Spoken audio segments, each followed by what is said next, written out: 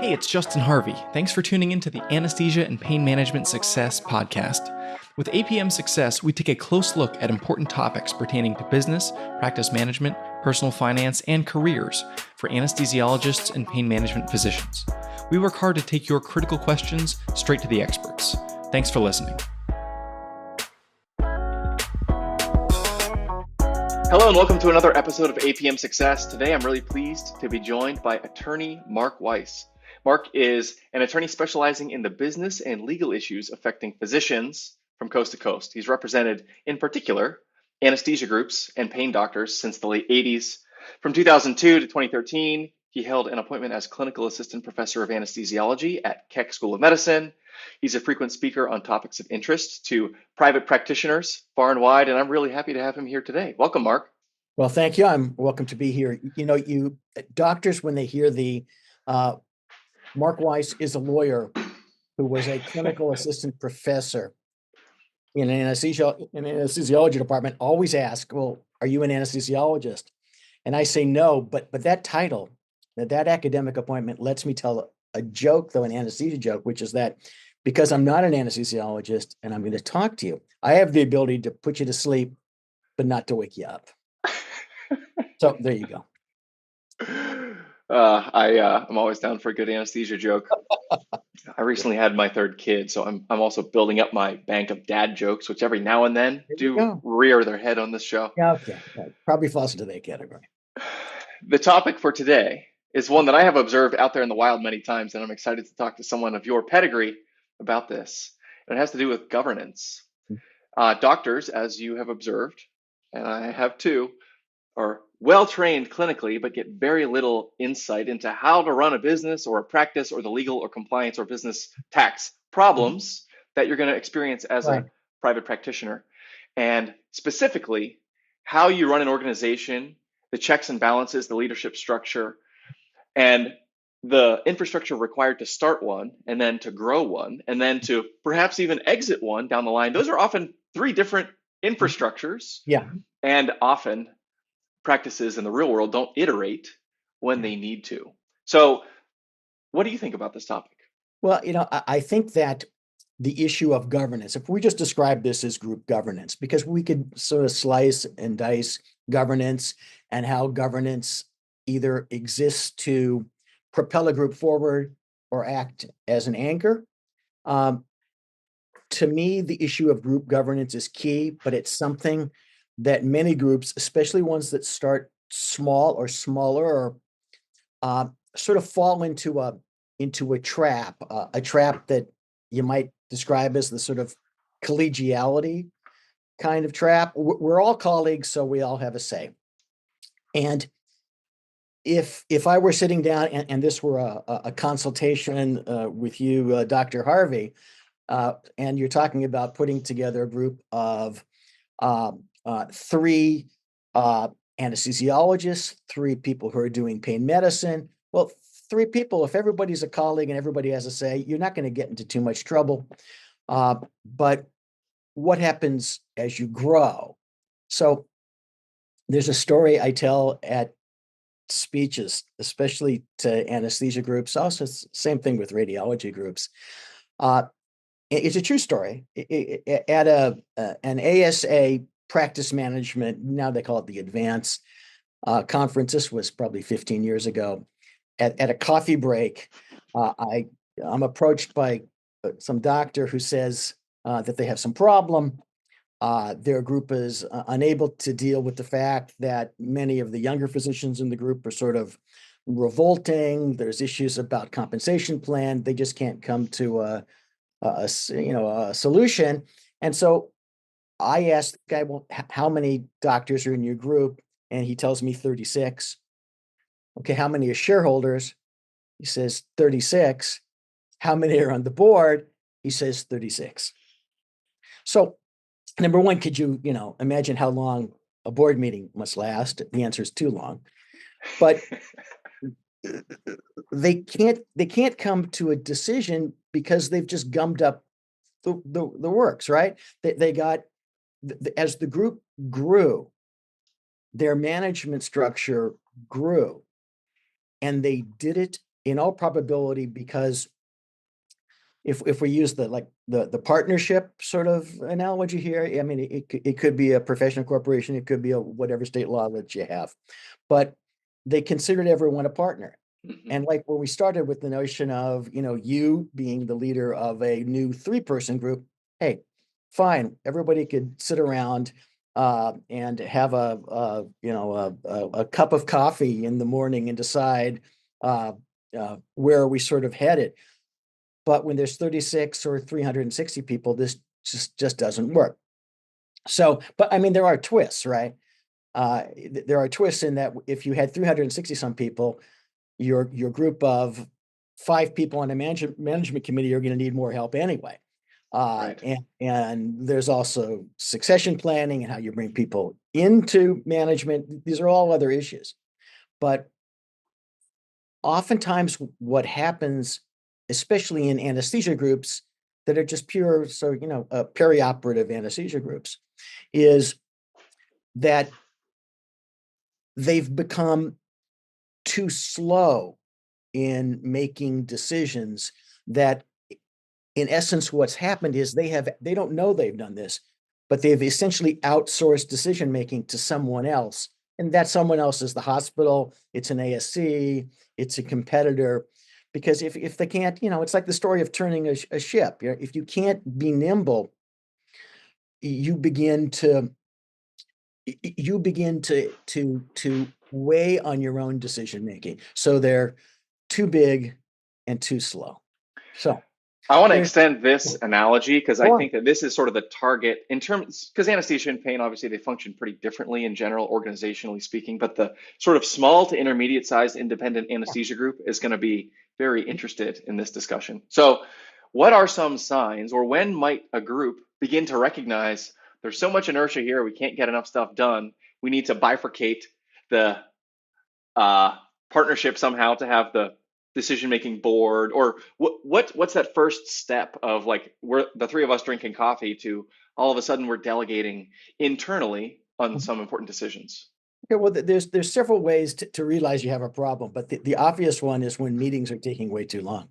The meetings are just taking too long, and you're not getting to decisions, and you're not permitting anyone to make decisions. Maybe even the first signs is you're not permitting anyone to make what is a relatively minor decision. So I'm not joking when I say that I have been present at anesthesia group board meetings where the issue of where to have the holiday party consumed an entire board meeting that we had a 2-hour, time limit set on it. That's So so when you painful. begin to get into issues of, the inability to come to a decision on what is essentially a very simple thing without either it taking hours or without having to go back to some subcommittee and think about you, there's just a problem here.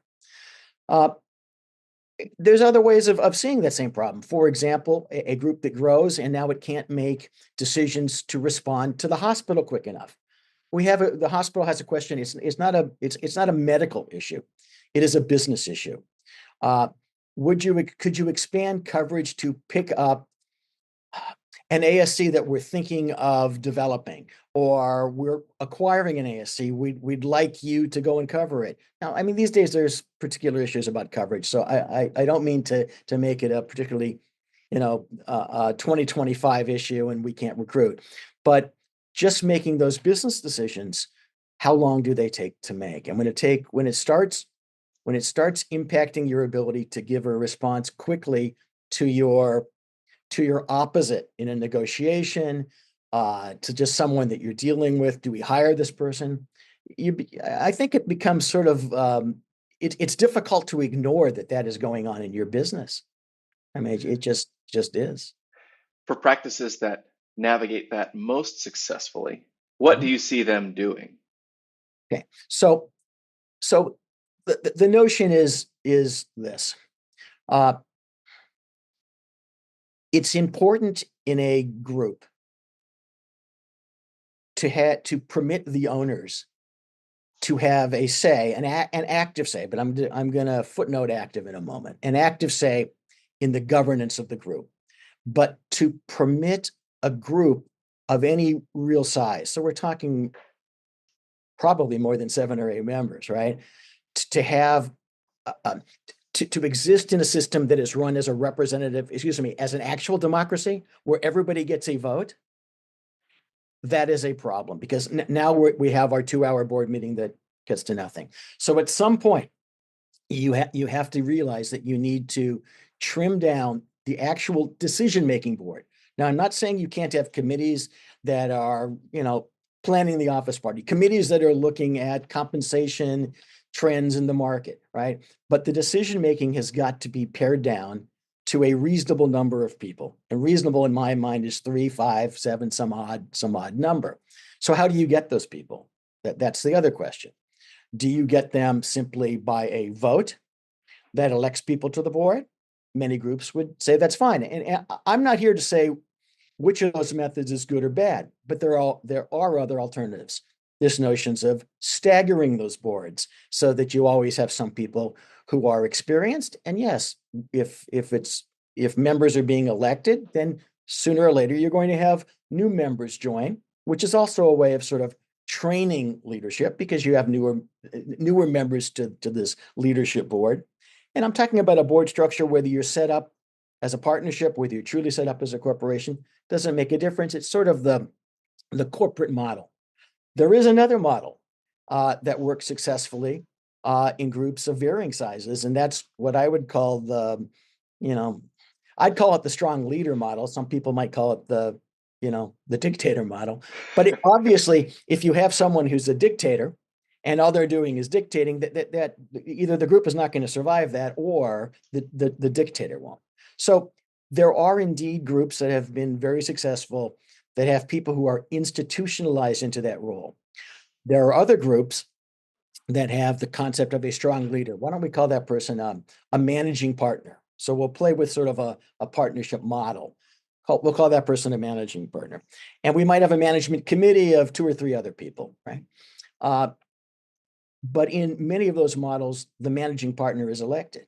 If the managing partner isn't doing a good job, well, then the members who are upset at the results, well, they elect somebody new. But you also have to if you have a system where you have a strong leader, a president with a lot of power, a managing partner, you have to let that person lead. Mm-hmm. And you have to let them fail to some extent. And if they keep failing, well, then you have to replace them. I mean, in my mind, I like the strong leader model, but I don't particularly like the strong leader who can never be replaced. I think that is a problem. Many groups do have that model. So I'm thinking about sort of a typical situation where we've got the 5, 6, 7 docs who are starting to think about maybe we need something a little different. Mm-hmm. And maybe there is that, the one guy who got his MBA before he went to med school, and that's the de facto guy that we're all going to agree on. But maybe you need more than one, or maybe there is no one like that. In order to successfully get up to speed on some of the complexities that these decision makers are going to have to make, what kind of resources or what kind of training might be available, or even professional, like we hire you or have a CPA, what do people who succeed in that role do? So I think you raised a number of issues. So I probably won't remember them all, but let's attack a few of them. Number one, I think the issue turns on how large is the group. If we're talking of a group of 5 people, well, this is easy, because if you have 3 people on a board and there's 5 people in the group, you could easily be mentoring the other 2 people for a future role in management, no different than, say, an office practice doctor. We'll go to pain management in a moment. There's 2 doctors or partners, and they have a couple of associates, and their game plan is, over time, the older members are going to sell out to the younger members, and over time, if they're smart, they will be bringing those younger members into management. The same thing can happen in the sort of perioperative anesthesia group model of whether it's 10 members or 30 members, or if we're keeping this, out of the much larger groups, it doesn't really make a difference, because at some point you have a larger number of owners and a relatively smaller number of people involved at the top level management. But there are other ways to bring people into management by way of mentoring them in roles.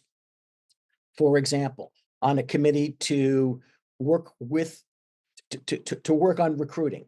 You could bring people who are working on finances. You could have a group treasurer, but you could have 2 or 3 members of the group who are interested in finances who volunteer to be, in essence, sort of assistants to the treasurer, who learn how the treasurer's function, is carried out, and then they're being trained. Now, whether they have an interest in saying, okay, now I want to run for office, or they don't, but at least it's also spreading the responsibility, and it's providing on-the-job training. Now, groups could also use outside advisors to come and help them in a way that sort of educates them, that gives them tips on how to handle things. But that's, some of those roles are ongoing. So, for example, their relationship with their accountant, in terms we picked on the treasurer, right? I mean, that person should have some relationship with the accounting firm, and with, say, the partner, or maybe a manager at the accounting firm who is dealing with their account, as a resource. The same thing with the group's attorney for issues that are legal / businessy, sort of legal. Those become sort of a collaborative it becomes a collaborative process. Could you begin exposing other members of the group to that process? Yes. But at some point, the group's management board has to run as an integrated entity. It can't always run by, oh my gosh, we need to get our accountant's input on this. At some point, they have to take the training wheels off. Now, I'm not saying, right? I'm not saying they don't need the input, but I'm saying, in terms of training them for their role on this management committee, is something that mostly has to be done, in my opinion, via the existing role of the management committee, and bringing people into that sort of experience, having them come and sit in the meeting, putting them on committees, asking them, are you interested in taking on more management responsibilities as time progresses? Some people will say, no, I was, but I'm not. Other people, right? Some groups have the opposite problem. We can't get anyone to participate in management. That's a whole different issue. In which case, sometimes a little economic incentive at Well, some yeah. point becomes necessary, where it's like, I'm volunteering to pick a 401k provider to the group, to, we're going to dedicate, 2 nights a month to have the business meeting, and we're going to throw an extra $20,000 or $40,000 stipend to one of these board members to be able to make it worth their time. Well, you're right. I mean, some groups have the concept. It's like the mental model, and that model is, your work in the OR is what you do as an anesthesiologist. The other 20 hours a week you're spending on group governance, well, that's not group work, that's group work, right? But they sound the same, don't they? Because they are the same. But we're not going to pay you for that. The problem is, then, you're not going to get as many people interested in volunteering for that role as you might.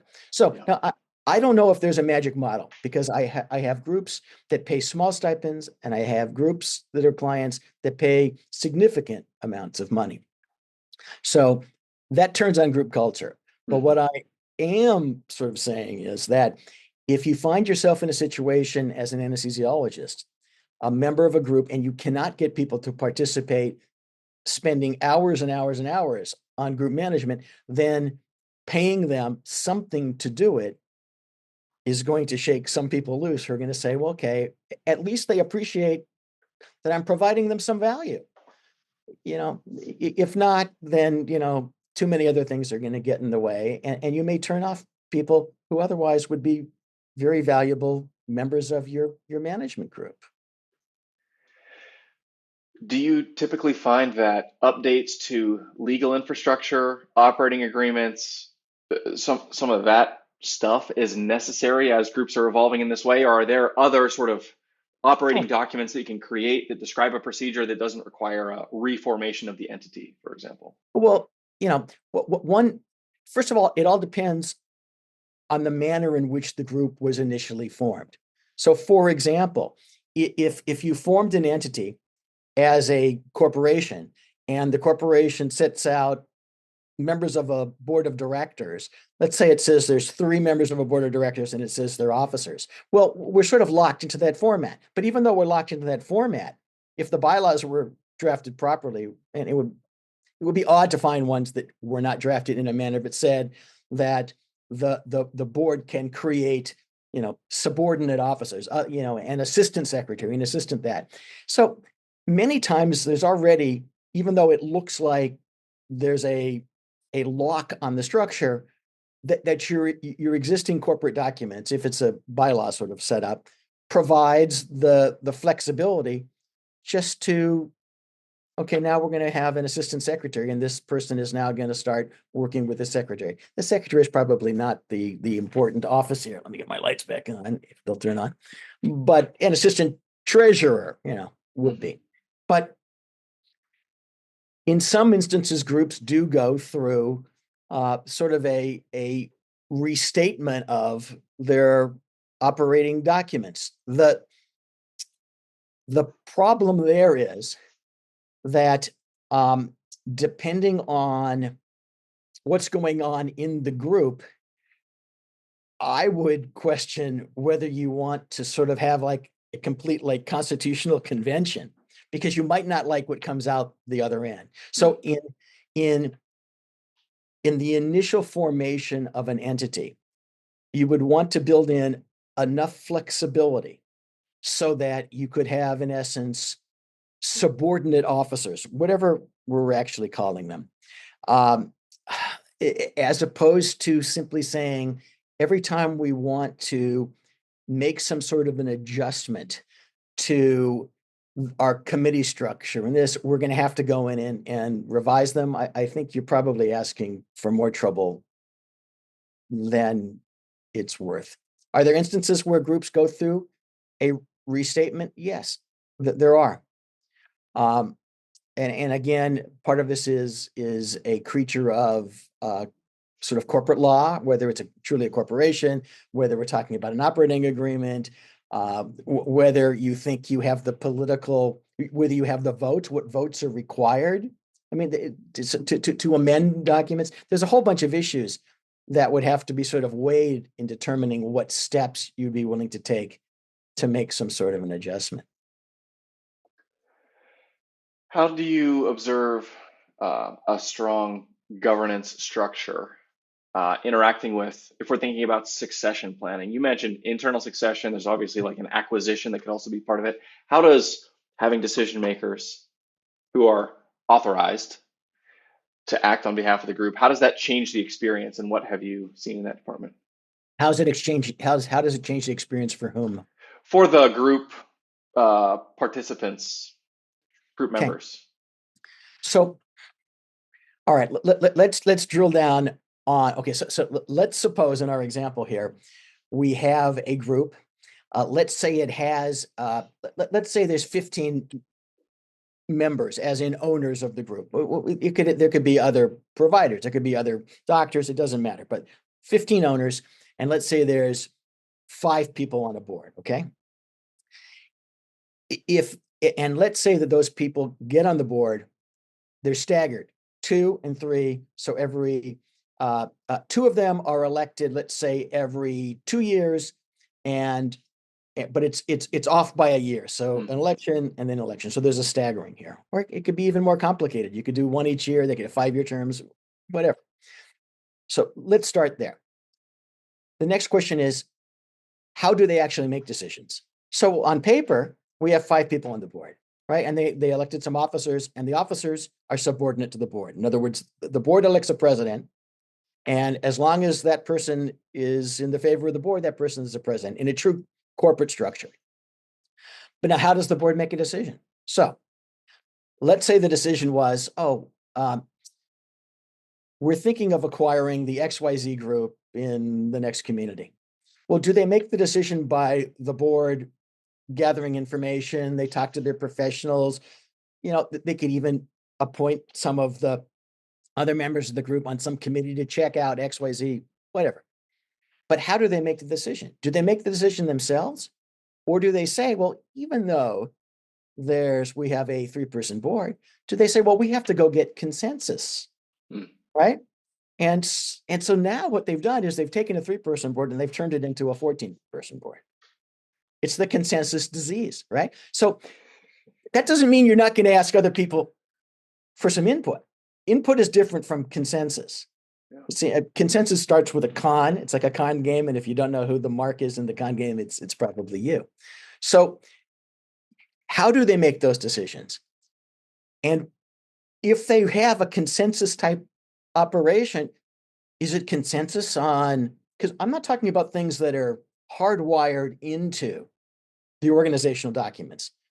If you're hardwiring into the documents, we need a 2/3 consent of the owners or the members, the ones holding equity, before we make these major decisions. Okay, well, you've hardwired those in. I'm talking about a situation where the board is supposed to be managing, but the board has sort of devolved into sort of consensus, seekers as opposed to decision makers. Those are very, very different things. So the experience for members turns on, number one, multiple levels. How happy are they with their present position? How happy are they that when they have complaints, they're listened to? How happy are those who think that there should be a change in leadership? What ability do they have to affect that, right? But that's different from saying I'm I don't have a good experience because I don't have input and I don't have a veto on everything. So, for example, a client that I represented several years ago in the context of an acquisition, they were going to be acquired, woke up to the fact that 30 some years ago, they had created a structure where any one shareholder could veto the sale of the group. So Yikes. I don't know how happy, and I forget how many shareholders, just say there were 32, I don't remember, but one person had the ability to veto and one person vetoed. So I guess one person was extremely happy and had a great experience, and 32 people had a shitty experience. Is there a point of growth? I know there is.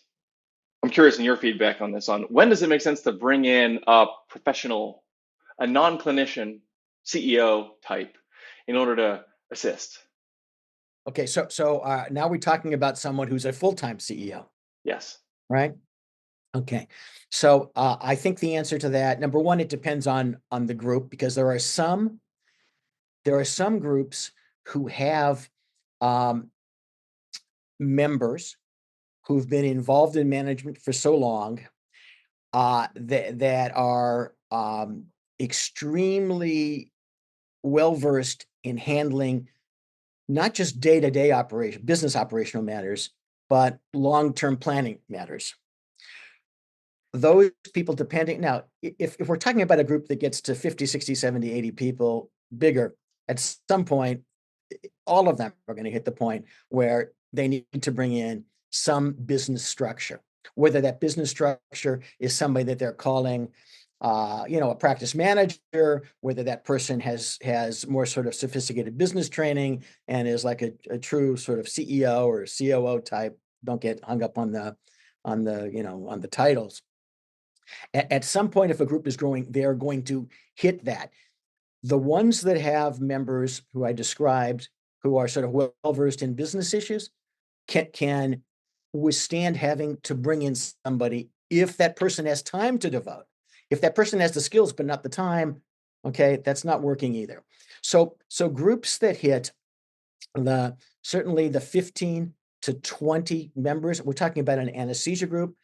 I would say for a pain medicine group with an office practice, at some point, once they get between, as soon as you're getting 5 or 6 employees, you really need some business person there, whatever you're calling this person, an office manager, to begin performing a true business function.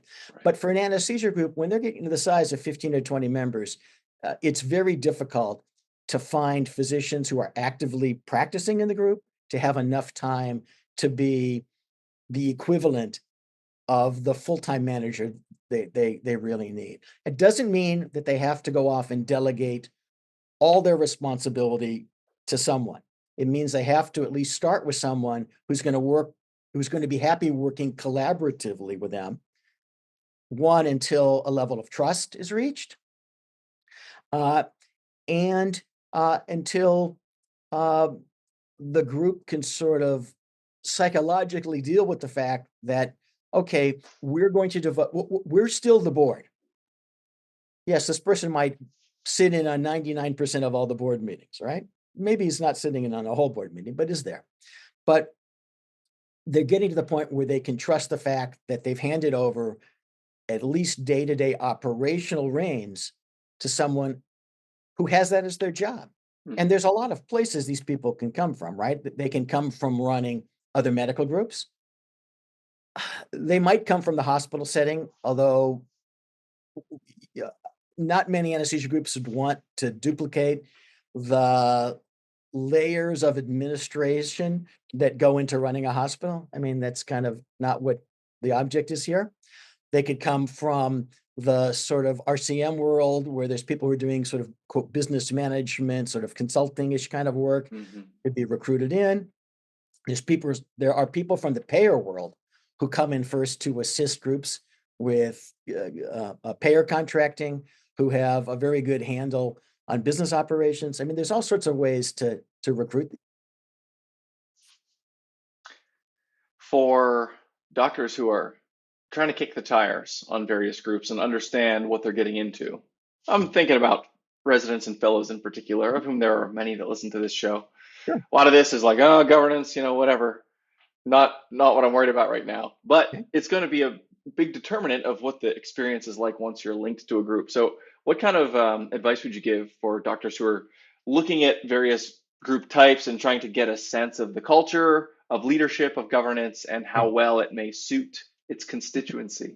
All right. So I can answer this question sort of from two different angles. One is the angle of chiefly representing, in sort of the anesthesia world, chiefly representing groups. I mean, I rarely represent an individual anesthesiologist. I have, but it's mostly groups.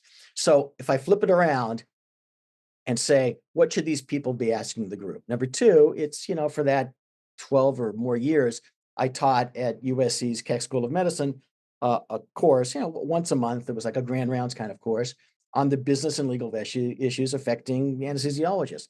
And I always talk with them about the issues that you need to be aware of. However, I'm not the first person to observe that as time has gone by, more and more physicians, and it's just as true in anesthesiology as it is in radiology, or probably these days even in dermatology, just want a job. I really don't care if I become an owner. I really don't care if I ever become somebody who's sort of in management. I just want to just do my doctoring. Okay, fine. However, who is making the decisions and how those decisions are made, it's still going to impact you, right? So even for the resident who has no interest in doing anything other than being an employee, it's a mistake to think that how the group is managed is like something you should have no interest in. So, especially these days, when there is far more power on the side of a group employee or even a single group member, even if the person is an owner, because there is a huge shortage, the kind of questions that I would have told you 18 years ago, never ask on an interview, right? Because they're disqualifying questions, just keep your mouth shut, right? Are now perfectly fine to ask because you have far more power. So asking questions about who makes decisions at the group, if people here become owners, I think that's an important question to know. Is this a group that is set up so that there are no more owners? Is there a track to ownership, right? How long is the track? Of the owners, how do decisions get made? And I just want to know because I'm interested in, at least I would tell everybody, I'm interested in a long-term career because, employers are going to eat this up, a long-term career. So, okay, so I'm interested in the long run. So what is the long run for the group and who is making those decisions? How do they get made? And if I ever have an interest in helping out, in volunteering to begin to understand how an anesthesia group is run, are there opportunities for me? I'm not saying I necessarily know I want to one day be the group president, but I'm saying, are there opportunities to understand how a group is run and to help participate in that? Now, they're important questions, not only because does the group think it has a future? There are many groups these days out there that say to themselves, if we can't get enough stipend support money on this contract, we're just going to disband and go get jobs. Well, if I were being recruited by that group, I would want to know. Well, first of all, I'd want to know what the situation is with the hospital. That's way beyond here. But I'd want to ask questions about the stability and the future of the group just to see how they get answered. Yeah. So, I mean, I think those are important questions. Whether you have any interest in actually involving yourself in management, knowing how. If you went on an interview to a 25-person group and they said everybody votes on every decision, I wouldn't consider that to be a plus. I'd consider that to be a tremendous mess. Right? It sounds kumbaya, but at the end of the day, it's like a form of self-sabotage. So that might not be the smartest job to take. Yeah, we have a 4-person board. There's an election every year. But Sally and Joe, the president and the vice president, have held those offices for 5 years. Everybody really loves them. That's a far better answer than we sit down and we have a meeting every month with 20 owners, because that's just a friggin' mess. Yeah. And the man and woman hours represented is crazy. And those 20 people times 12 right. months, it's just mind-boggling. And there's probably no food at that meeting. So. Yeah, right. Yeah. I also like the thinking about the questions to ask, because even in the application process, in the vetting process, you as a potential hire, you're creating that first impression and you're establishing yourself as a leader, as a strategic thinker, as someone who really apprehends the issues important to the practice. And you are a much more valuable, assuming that they want people of that caliber, you're a much more valuable candidate. So residents and fellows, do yourselves a favor. Before you go into that interview, go to ChatGPT, type in, what are 5 questions I should ask to understand the corporate governance structure of XYZ group or of a group of a certain profile, and pick your favorite 2 and ask those in your interview, and you will sound like the whiz kid. Well, look, it's beyond the scope of what we've been discussing, but even when there is a tremendously favorable job market, going on an interview and having done some homework about the group and who they are and where they practice and how long they've been there opens up so many questions for you then to ask, and also demonstrates that this isn't just your 14th interview of the week. This is a position that you're seriously considering. So no matter how many jobs are like falling off trees like, ripe fruit, it's still, it's like it's a gimme, right? It's a gimme. This has been a really enlightening conversation. For our listeners, this is episode 257. So if you go to apmsuccess.com/257, I'm going to put Mark's contact info there. His email is markweiss, WEISS, @weiss.pc.com. If you want to reach out to him, tell him how awesome of an interviewee he has been, perhaps engage his services for some strategic questions in your practice. I'll also assemble a few other resources that he may recommend for private practice leaders and board members, et cetera, and I will post those there, apmsuccess.com/257. Mark, thank you very much for your time today. Thank you, Justin. I really enjoyed this. This was a lot of fun. If you liked what you heard this week, head on over to apmsuccess.com, where you can find more content and free resources to help you build a successful career in anesthesia and pain management. If you wanted to leave a review in iTunes, I'd also really appreciate it. Thanks for using some of your valuable time to join me today on APM Success.